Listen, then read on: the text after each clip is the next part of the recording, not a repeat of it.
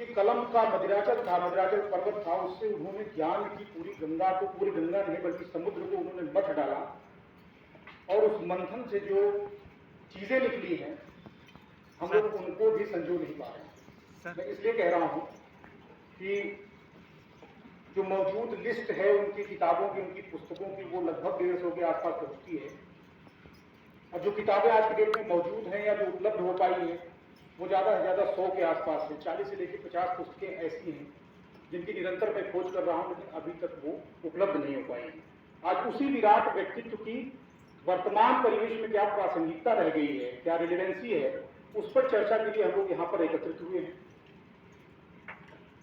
जब बात इतने विराट पुरुष, इतने विराट व्यक्तित्व के मूल्यांकन की होती है तो निश्चित तौर से कई बार ये सोचना पड़ता है कि बात शुरू कहां से करें।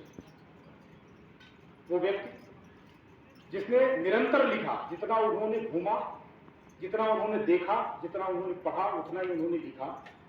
उनका पहला लेख 1915 के आसपास छपा था और 1961 तक, 1963 में उनकी मृत्यु हुई। उसके पहले 1 साल के आसपास, 1.5 साल के आसपास वो बीमारी की हालत में रहे, स्मृति लोप की हालत में रहे। तो 1961 का अंतिम उनका डायरी का पन्ना मिलता है। निरंतर वो 45-46 साल तक लिखते रहे और वो लेखनी कोई छोटी लेखनी नहीं थी। कम से कम 50,000 पृष्ठों में उन्होंने लिखा है और 150 हमने बताया कि जैसे ग्रंथ हैं, वो ग्रंथ उसमें से 100 ग्रंथ के आसपास हम लोग को मिल पाती हैं। और विषय, अगर विषयों की विराटता को भी देखिए तो कोई अंत नहीं है। वो उपन्यासकार भी थे, वो कथाकार भी थे, उन्होंने राजनीति पे भी लिखा। साम्यवाद की पहली पुस्तकें उन्होंने ही लिखी हिंदुस्तान में, हिंदी भाषा में। यात्रा वृतांत उसके पहले थोड़ा बहुत लिखा गया था हिंदी में, लेकिन उन्होंने लिखा। मतलब किस भाषा, किस सब्जेक्ट पे नहीं लिखा उन्होंने, आप सोचिए। उन्होंने भूगोल पे भी लिखा, उन्होंने इतिहास पे भी लिखा, उन्होंने पुरातत्व पे भी लिखा, काव्य पे भी लिखा। और जो कहते हैं कि 26 भाषाएं, तो बिल्कुल सत्य है कि 26 भाषाएं उनको आती थी। उनको पाली आती थी, संस्कृत आती थी, सिंहली आती थी, नेवारी आती थी, इंग्लिश आती थी, फ्रेंच आती थी, कोई लिमिट नहीं है। तो इतने विराट पुरुष की प्रासंगिकता के ऊपर जब हम लोग बात करते हैं, चर्चा करते हैं, विमर्श करते हैं, तो निश्चित तौर से हमें सोचना पड़ता है कि हम अपनी बातों को कहां से शुरू करें। ऐसा महान व्यक्तित्व जिसने पूरब को पश्चिम से मिलाया, जो पाश्चात्य दर्शन था और पौर्वात्य दर्शन था, दोनों में कहीं ना कहीं उन्होंने सम्मिलन करवाया। अगर उन्होंने उत्तर भारत की जितनी विधाएं थी उस पर लिखा, हिमालय की तराइयों से लेकर के जो उत्तर भारत के जितने मैदानी इलाके हैं वहां के संस्कृतियों के बारे में लिखा, लोगों के बारे में लिखा, तो उन्होंने दक्षिण भारत को भी नहीं छोड़ा। दक्षिण भारत में भी जो दक्षिणी हिंदी की धारा हुआ करती थी, उस पर भी एक अछूता विषय, एक ऐसा विषय जिस पर बहुत कम लोगों ने चर्चा की है, लेकिन उसको भी उन्होंने नहीं छोड़ा। जब उन्होंने बौद्ध धर्म पे महात्मा बुद्ध की ओरिजिनल टेक्स्ट से पहली जीवनी लिखी, बुद्धचर्या, उपलब्ध है वो किताब और पठनीय है। अगर आप निश्चित तौर से महात्मा बुद्ध के बारे में कोई एक पुस्तक पढ़ने के लिए मुझसे सजेशन मांगे तो वो बुद्धचर्या होगी, क्योंकि वो ओरिजिनल पाली प्राकृत टेक्स्ट से लिखी गई किताब है। और उसके बाद वहां की जो यूनिवर्सिटी थी लंका में, उन्होंने उनको त्रिपिटकाचार्य की उपाधि दी थी। त्रिपिटकाचार्य का मतलब तीनों त्रिपिटक, जो उनके जितने भी त्रिपिटक ग्रंथ हैं उसके प्रकांड विद्वान। ये बहुत कम संयोग होता है, बहुत कम समन्वय की स्थिति होती है कि जब उसी व्यक्ति को, जिसको त्रिपिटकाचार्य की उपाधि मिल रही है बौद्ध धर्म से, उसी को काशी की पंडित जनों ने महापंडित की उपाधि दी। वो व्यक्ति जिसको साहित्य अकादमी का पुरस्कार मिला, वो व्यक्ति जिसको पद्म भूषण मिला, वो व्यक्ति जिनको मतलब आप सोच नहीं सकते, कल्पना नहीं कर सकते कि उनका जो लेखन का दायरा है वो कितना बड़ा है। और हम बात कर रहे हैं उनकी प्रासंगिकता की। तो मैं आपको बताऊं कि जो दौर हो रहा है, जैसे जो विषय इन्होंने दिया है कि वर्तमान परिवेश में जो बदलता हुआ परिवेश है, वो बदलता हुआ परिवेश है क्या। आज का दौर भूमंडलीकरण का दौर है, ग्लोबलाइजेशन का दौर है, जहां पर क्लैश ऑफ सिविलाइजेशन की बात हम लोग कर रहे हैं, कन्फ्लिक्ट ऑफ सिविलाइजेशन की बात कर रहे हैं कि सभ्यताओं में, संस्कृतियों में कहीं ना कहीं टकराव हो रहा है। जो भाषाएं हैं वो सीमित हो रही हैं। जो पहले बहुत सारी भाषाएं हुआ करती थी, नानाविध भाषाएं हुआ करती थी, उसकी जगह पे अब एक ग्लोबल भाषा धीरे धीरे डेवलप हो रही है, जिसमें हिंदी भी है, उर्दू भी है, संस्कृत भी है, थोड़ा थोड़ा सब कुछ है, लेकिन वो व्यापार की भाषा है। वो व्यापार की भाषा है, वो व्यक्ति की भाषा नहीं है। ऐसी परिस्थितियों में जबकि हमारी भाषाएं सीमित हो रही हैं, उस समय राहुल सांकृत्यायन क्यों याद आती है या उनकी प्रासंगिकता क्यों स्वयं सिद्ध होती है? क्योंकि वो बहुत सारी भाषाओं की बात करती है, वो जन भाषाओं की बात करती है। अगर उन्होंने रूसी में अनुवाद किया, उन्होंने ताजिक भाषाओं के ग्रंथों का अनुवाद किया, उन्होंने फ्रेंच भाषाओं का अनुवाद किया, हिंदी भाषा इंग्लिश भाषा का अनुवाद किया, अगर उन्होंने विदेशी भाषाओं को लिया, भ्रोट भाषा का अगर उन्होंने शब्दकोश बनाया, तो साथ में उन्होंने मगही को भी नहीं छोड़ा, उन्होंने भोजपुरी को भी नहीं छोड़ा, उन्होंने अवधी को भी नहीं छोड़ा, काष्टा और मल्ली को भी उन्होंने नहीं छोड़ा, पौरवी को भी नहीं छोड़ा, मराठ मंडल के महाराष्ट्र मंडल की जितनी भाषाएं हैं उनको भी नहीं छोड़ा। उसमें लगातार खुद भी लिखते रहे, लिखवाते रहे, लोगों को प्रेरित करते रहे, शोध करते रहे। तो राहुल सांकृत्यायन की एक बहुत बड़ी प्रासंगिकता तो इसी बात में है कि आज जब भाषाएं सीमित हो रही हैं, कोई भाषा देखिए, कोई भी भाषा जो होती है, जो जन भाषा होती है, लोक भाषा होती है, वो सिर्फ एक भाषा नहीं होती है, वो भावों के संचार का माध्यम तो होती ही है, उसके साथ लोक परंपराओं के संचार का भी माध्यम होती है। आज जो खरबदैया दवाई हम लोग कहते हैं, गांव देहात में जो होने वाले आयुर्वेदिक दवाएं होती हैं, बहुत सारी दवाएं सिर्फ उसी भाषा में निबद्ध होंगी, सिर्फ उसी भाषा के लोगों को पता होगी, लेकिन वो भाषा जिस दिन मर जाती है, उनके साथ वो भाषा वो विद्या भी तिरोहित हो जाती है, चली जाती है। हम लोग आज संथाली भाषाओं की बात कर रहे हैं, जितनी जनजातियों की भाषाएं उनकी बात कर रहे हैं। किसी जनजातीय भाषा में एक व्यक्ति बचा है, किसी में दो व्यक्ति बचा है, तो उनके साथ उनकी पूरी लोक परंपरा का अस्तित्व समाप्त होने वाला है। और जब राहुल जी कहते हैं कि व्यक्तित्व का विकास, व्यक्ति का विकास संपूर्ण के पास, तो निश्चित तौर से उसमें वो लोक परंपराएं भी शामिल है, उसमें वो लोक भाषाएं भी शामिल है, वो सारी चीजें शामिल हैं। उनका बड़ा स्पष्ट मत था, वो कहा करते थे कि समाज में परिवर्तन का अगर कोई एक रास्ता है तो वो शिक्षा है। और शायद यही कारण है कि वो नालंदा को, तक्षशिला को, हमारे जो पुराने विश्वविद्यालय हुआ करते थे, इतना महत्व देते थे। और सिर्फ महत्व नहीं देते थे, मैं आपको बताऊं, अगर आप उनकी जीवन यात्रा को पढ़ो तो उन्होंने बहुत प्रयास किया कि नालंदा में कुछ जमीन खरीद करके पैसे से, अगर सरकार नहीं कर रही तो हम लोग पुनः उसको शुरू करवाएं। उन्होंने तिब्बत के बारे में अगर आप लोग पढ़ेंगे उनकी जीवन यात्रा, तो 4 बार उन्होंने तिब्बत की यात्रा की थी, और वो यात्राएं ऐसी थी जिस समय पास नहीं मिलता था, ना तो भारत सरकार से, और चीन और तिब्बत का कॉन्फ्लिक्ट उसमें जारी था, तो कोई भी तिब्बती सरकार का व्यक्ति नहीं चाहता था कि वहां पर कोई आए, खास करके भारत या पड़ोसी देशों से कोई आए। उस दौरान उन्होंने छुप करके, वेश बदल करके, वहां जाकर के बहुत दिनों तक दूसरों के घरों में रह करके, और वहां के जितने आगार थे, जो कोष्ठागार थे, जहां पर बंद पड़ी पुस्तकें थी, ताल पोथियां थी, जहां पर किताबें थी, उनको उन्होंने खुलवाया, वहां से उन्होंने उन चीजों को संग्रह किया। मैं आपके ज्ञान के लिए बता दूं, आपके संज्ञान के लिए बता दूं कि 12वीं सदी के पूर्व कागज नहीं हुआ करता था। कागज की याद अगर आप गूगल पे डालोगे तो आपको पता मिलेगा चाइना में हुआ है, वो भी 12वीं सदी में हुआ है, 1100 समथिंग में उसको खोज हुई है। उसके पहले जो चीजें लिखी जाती थी वो कई तरीके से लिखी जाती थी। कुछ लोग तालपोथियों पे लिखते थे, कुछ लोग पत्थरों पे लिखते थे, कुछ लोग ईंटों पे लिखते थे, बहुत सारे रास्ते थे। लेकिन जो संग्रहित और संरक्षित अवस्था में मिलती है वो तालपोथियां मिलती है, या जो हमारे अभिलेख उत्कीर्ण मिलते हैं पत्थरों पे, वो मिलते हैं। तो वो तालपोथियां जब 12वीं 13वीं सदी में जब इस्लाम का आगमन हुआ, मुस्लिम हमला शुरू हुआ, और धीरे धीरे यहाँ की जो मूर्तियां थी उनका विनाश शुरू हुआ, कतिपय अन्य कारण भी थे जिसकी वजह से राज्य संरक्षण न मिलने की वजह से धीरे धीरे बहुत धन का लोप होना शुरू हो गया। लेकिन उसके पहले 7वीं 8वीं सदी से आप देखेंगे तो हिंदुस्तान के जो बड़े बड़े विद्वान थे उनका जाना शुरू हो गया था कहाँ? तिब्बत की कंदराओं में, गुफाओं में, वहां बने हुए जो बड़े बड़े मठ हैं, उन मठों में उन लोगों ने न सिर्फ यहाँ की संस्कृत पुस्तकों का अनुवाद किया, बल्कि ओरिजिनल संस्कृत टेक्स्ट भी उसमें बंद पड़ी हुई। आज के डेट में पूरे विश्व की कम से कम 2/3 जनता होगी जिसको बौद्ध धर्म संतुष्टि देता है, जीने की राह देता है, जीने का तरीका देता है, एक सोच देता है। आप जितना पूर्वी एशिया आप देख लीजिए, चाहे वो चीन हो, चाहे वो जापान हो, मंचूरिया हो, कंबोडिया हो, लाओसे हो, जितने भी देश आपको मिलेंगे सब बौद्धिस्ट हैं।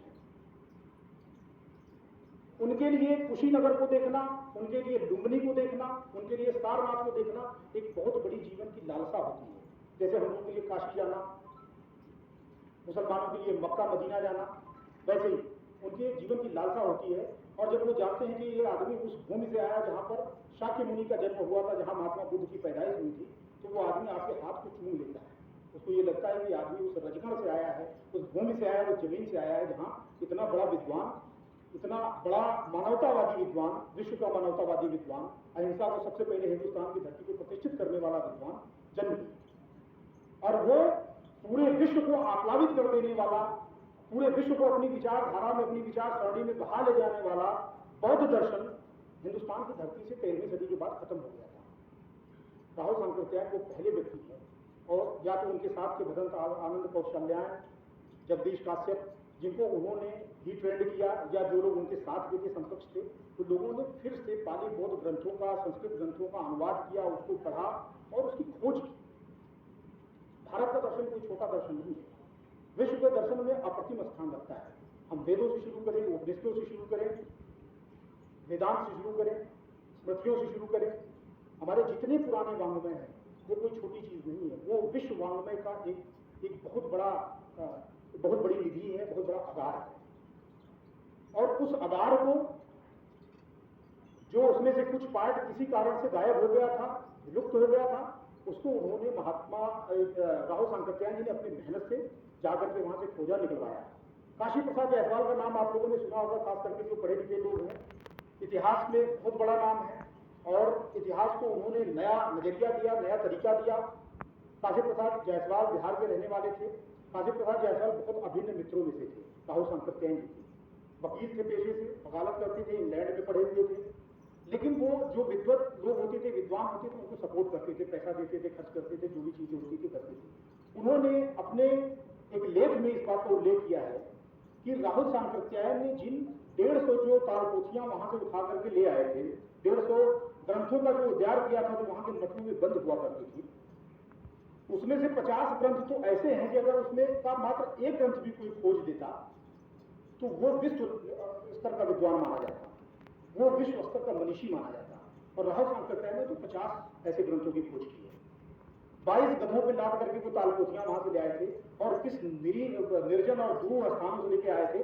जब कभी आप उनकी जीवन यात्रा पढ़ते तो आपको लगता है कि इस आदमी के अंदर क्या ऐसा जज्बा था कि जो इसी धरती पर पैदा हुआ और यहाँ से निकल करके वो पूरा विश्व भ्रमण करते हुए, उनकी यात्रा सिर्फ देह यात्रा नहीं, उनकी यात्रा ज्ञान यात्रा, उनकी यात्रा संस्कृति की यात्रा। उन्होंने जो पूरे विश्व को नापा अपने कदमों से, एक झोली लेकर के, एक अलफी पहन करके, वो इसलिए नहीं थी कि सिर्फ स्थानों को देकर के आत्मसंतुष्ट रहा जाए। वो व्यष्टिवाद में विश्वास नहीं करते थे, वो समष्टिवाद में विश्वास करते थे। इंडिविजुअलिज्म में वो विश्वास नहीं करते थे, कलेक्टिविज्म में विश्वास करते थे। वो समाज की बात करते थे, समाज के लिए ही उनका सब कुछ था।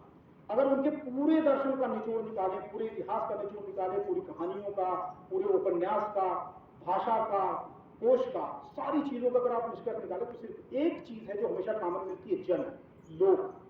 जन और लोक के लिए वो हमेशा जीते रहे और उसी के लिए काम करते रहे। तो काशी प्रसाद जायसवाल जी ने कहा कि वो सिर्फ बौद्ध पुत्र नहीं थे, बौद्ध पुत्र के पहले वो भारत पुत्र थे, वो भारत रत्न थे। और जो ग्रंथ वो लेकर के आए, अगर उसका संपादन किया जाए तो 90,000 श्लोक, उनसे जो बनने वाली पुस्तकें होंगी वो रॉयल साइज के 6400 पेज, 4,500 पेज की छपेंगी। काशी प्रसाद जायसवाल ने कुछ किताबों को छपवाया, अभी तक छपवाना शुरू किया था, लेकिन दुर्भाग्य से उनकी असामयिक मृत्यु हो गई, जिसकी वजह से बिहार रिसर्च इंस्टीट्यूट उस काम को पूरा नहीं कर पाई। पटना की खुदाबख्श लाइब्रेरी में वो चीजें बहुत दिन तक रखी रही। अब मैं तो कभी जा नहीं पाया, बीच में देख नहीं पाया, लेकिन मेरी बड़ी इच्छा है, तमन्ना है कि मैं एक बार जाकर के उन ग्रंथों की हालत देखूं। 200 चित्रपट जो हाथ से पेंटिंग्स बनाई जाती थी, वो पेंटिंग्स वहां की गुफाओं से, वहां की कंदराओं से, वहां के मठों से उन्होंने निकाला, तो तैयार करके ले आए। पेरिस में उनकी प्रदर्शनी लगाई।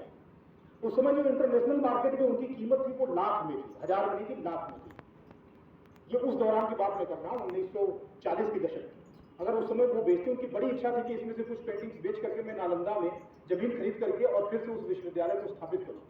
लेकिन फिर वो सिर्फ पैसे के लिए नहीं जीते थे, फिर उनको ये लगा कि नहीं, ये देश की निधि है तो देश के पास जानी चाहिए। उन्होंने उन पेंटिंग्स को, उन 200 चित्रपटों को उन्होंने दान किया था, जो वहां की यूनिवर्सिटी है। तो जैसा कि मैंने बताया कि राहुल जी का लब्बो लुआब अगर एक शब्द में निकाला जाए तो वो जन है। आप देखेंगे जो जानपतीय भाषा का आंदोलन शुरू हुआ है, जानपतीय भाषा आंदोलन से मतलब मेरा ये है कि जब वो छपरा में जाते थे और वहां पर आंदोलन करते थे तो वो अपना भाषण भोजपुरी में देते थे, मल्ली भाषा में देते थे। इतनी भाषाओं का विद्वान, इतनी भाषाओं लगातार निरंतर चिंतन करने वाला, लेखन करने वाला व्यक्ति जब अपने लोगों से मिलता था तो कभी वो पराई भाषा में बात नहीं करते थे, वो हमेशा अपनी भाषा में बात करते थे, मातृभाषा में। और उनकी बहुत स्पष्ट मान्यता थी कि शिक्षा का आधार जन भाषा होना चाहिए। वो कहते थे कि छोटे बच्चों को अगर पढ़ाना है आपको तो उनकी जनभाषा में पढ़ाइए। अगर भोजपुरी क्षेत्र का लड़का तो उसको चौथी पांचवी तक की शिक्षा जो है वो भोजपुरी भाषा में दीजिए। आप शुरू से ही उसको अनुवाद क्यों सिखा रहे हैं? अगर आज यहाँ का रहने वाला बच्चा खड़ी हिंदी यहाँ नहीं बोली जाती, उसका परिवेश आसपास का खड़ी हिंदी बोलने का नहीं है, तो वो जब भी भोजपुरी की कोई बात सुनेगा या खड़ी बात सुनेगा तो पहले भोजपुरी उसको ट्रांसलेट करेगा, फिर उसको समझने का प्रयास करेगा। तो वो कहते थे शिक्षा का प्रसार इसी से हो सकता है, सिर्फ इस बात से हो सकता है कि आप उसको अपनी मातृभाषा में सिखाइए।